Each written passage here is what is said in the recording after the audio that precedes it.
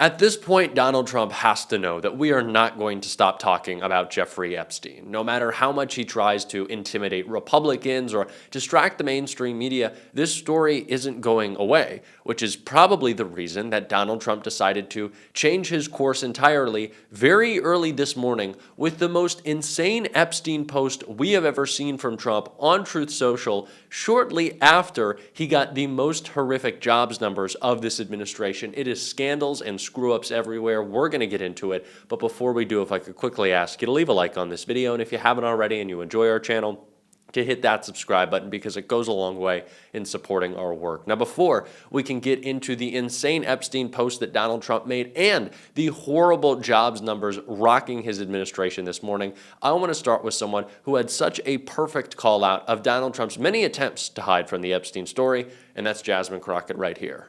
And in order for the merger between Paramount and Skydance to happen, the FCC chairman and Republican-appointed commissioners required Skydance to establish a bias monitor. And in its FCC order noted reports, quote, concerning negative media coverage of the Trump administration. This is to say nothing of Trump pushing television networks to get rid of comedians and talk show hosts who criticize his administration, say like Mr. Colbert.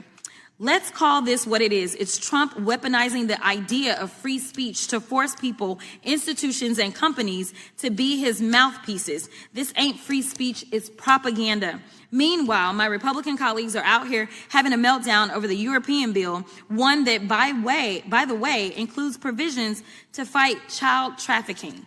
You know, it's frustrating because we talk about being fiscally responsible and we talk about free speech. And right now, as we're having these discussions, you know who's trying to shut down members from voting in the way that they want to vote? It's the president, who literally said he would look at anyone who decided that they were going to vote to release the Epstein files as hostile. That sounds like a threat as it relates to all First Amendment protections, in addition to the fact that it's literally contravening our constitutional duty that we swore an oath to, because we don't swear to an orange king. Instead, we have sworn an oath to the Constitution, and we were elected to represent the people that elected us. Thank you so much, and I'll yield. Donald Trump clearly believes that the Epstein cover-up is no different than any of the other scandals that have rocked his administration, and that Republicans will ultimately fall in line. Now, in some instances, that's true. Of course, we saw Nancy Mace sobbing, putting on a performance only to fall in line and say, of course, I'm going to back the criminal president, in covering up for Epstein himself and other billionaire criminals. But that's not the case with other Republicans. Thomas Massie, Marjorie Taylor Greene, they're not going to be quiet, and they have enough support to make sure the Epstein files go public alongside every single Democrat in the House who's going to make it happen. So Donald Trump just can't sweep this one under the rug. In the same way, he can't hide the terrible jobs numbers that are causing mass hysteria even on Fox, and they're part of the reason Trump made the post that we're going to get into. Go through them, Lauren. Yep, I sure do. 22,000 jobs added in the month of August. That was much less than the expectation of 75,000, guys. The July number was revised. I will get to revisions in a moment. Unemployment rate coming in as expected, 4.3%, so that would be higher than July's 4.2%. Again, 22,000 jobs added in August. Let me get you the revisions because this is what everybody is focused on. For June and July together, combined 21,000 jobs lower than previously reported. I'll categorize that now. So you see for June, it was revised down by 27,000, getting you to negative 13,000, and the change for July up by 6,000, getting you to 79,000. It is just such a beautiful thing to get to watch those Fox hosts have to report those terrible, terrible jobs numbers. Oh no. Oh, Mr. President. Oh, you really screwed it this time. And they can't even blame anyone else but Trump. This is his economy. He is taking complete control. He is doing the thing that he hasn't said Democrats have done, but want to do, which is a state-run economy. That is what Donald Trump has always claimed Democrats are after, and that's what he is currently doing right now with the most idiotic tariff policy, you can't even call it policy at this point, that we've ever seen. Donald Trump is single-handedly running the economy into the ground, and it's one of the many reasons he was freaking out this morning on Truth Social and posted this insane Epstein meltdown. Trump wrote on Truth Social, "The confused and badly failing Democrat Party did nothing about Jeffrey Epstein while he was alive except befriend him, socialize with him, travel to his island, and take his money. They knew everything there was to be known about Epstein, but now, years after his death, they, out of nowhere, and seeming to show such love and heartfelt concern for his victims. Does anybody really believe that? Where were they during the public trials, and for all of those years before his death? The answer is nowhere to be found. The now dying after the DOJ gave thousands of pages of documents in full compliance with a very comprehensive and exacting subpoena from Congress, Epstein case was only brought back to life by the radical left Democrats because they are doing so poorly with the lowest poll numbers in the history of the party, 16%, while the Republicans are doing so well among the highest approval rating numbers the party has ever had. The Dems don't care about the victims, as proven by the fact that they never did before. This is merely another Democrat hoax, just like Russia, Russia, Russia, and all the others, in order to deflect and distract from the great success of a Republican president, and the record-setting failure of previous administration and the Democrat Party. The Department of Justice has done its job. They have given everything requested of them. It's time to end the Democrat Epstein hoax and give the Republicans credit for the great, even legendary job that they are doing. Make America great again. Yeah, that doesn't sound like a guy who isn't panicked about Epstein, and he's kind of giving away the whole game here. He's admitting it. He's admitting that he's panicked. He's admitting that his White House doesn't want you talking about this. He's admitting that the DOJ is giving out some information, but really not all of it. He continues to come back to this point of all the information that you need, suggesting that there's more. And most importantly, Donald Trump is talking about the victims, talking about the survivors, people who he says essentially don't even exist because this is all a hoax. If it's a hoax, Donald, why are people speaking out?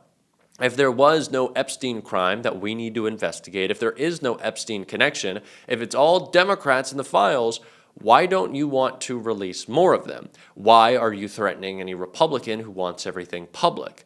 If everything's already been shared, let it be shared again by Congress. What would be so wrong with that? What are you afraid of? Clearly, Trump has given away the game, and he's freaking out. But he is not the only one causing massive problems, of course, in his administration. Yesterday, RFK Jr. admitted to most of his own lies, or at least had them proven out, and Lawrence O'Donnell broke that all down right here. When Robert Kennedy Jr. was first asked by Newsweek how many times he flew on Jeffrey Epstein's plane, he said once. When the New York Post asked him about it later, he changed it to twice. In her very friendly discussion with Donald Trump's former criminal defense lawyer, Todd Blanche, now the Deputy Attorney General, Ghislaine Maxwell, fills pages of the transcript talking about her friendship with Bobby, as she calls him. Ghislaine Maxwell, friend of Robert Kennedy Jr. She talked about being on the Epstein plane with Robert Kennedy Jr., and then Todd Blanche asked if she recalled there being anything inappropriate with Mr. Kennedy and masseuses or young women.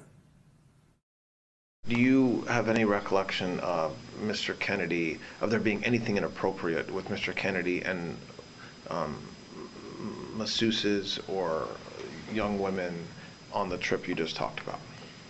I never saw anything inappropriate with Mr. Kennedy.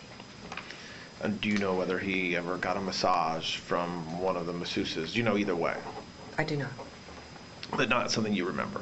I mean, absolutely not. I mean, yesterday, if I didn't make it clear, I will reiterate it. I never, ever saw any man doing something inappropriate with a woman of any age.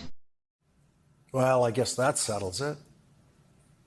There's convicted sex trafficker Ghislaine Maxwell, who was indicted for perjury, saying that Robert Kennedy Jr. did nothing inappropriate with masseuses or young women, and in the same breath, she delivers the pure perjury of, I never, ever saw any man doing something inappropriate with a woman of any age.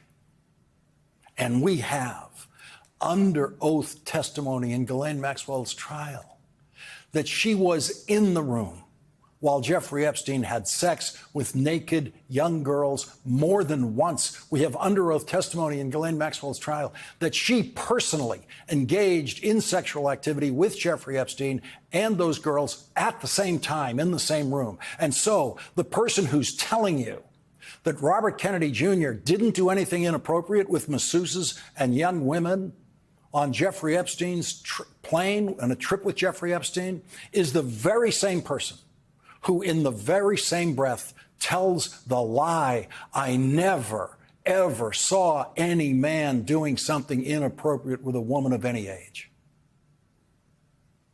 Robert Kennedy Jr. is more interested in what's in the Epstein files than any other cabinet member in the Trump cabinet.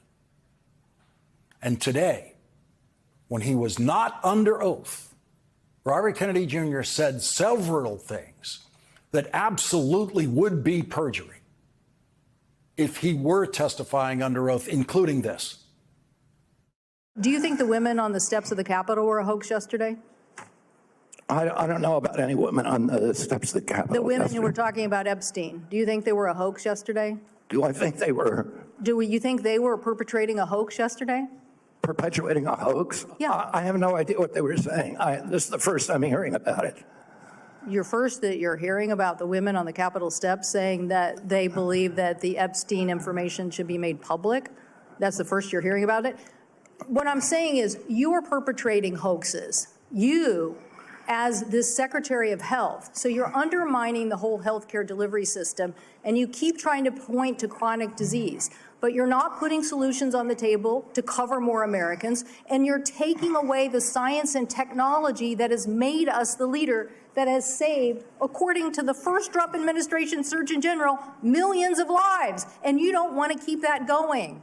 So no, I don't support your continued efforts as Secretary. Now you know what he looks like when he's lying. Of course, you already did.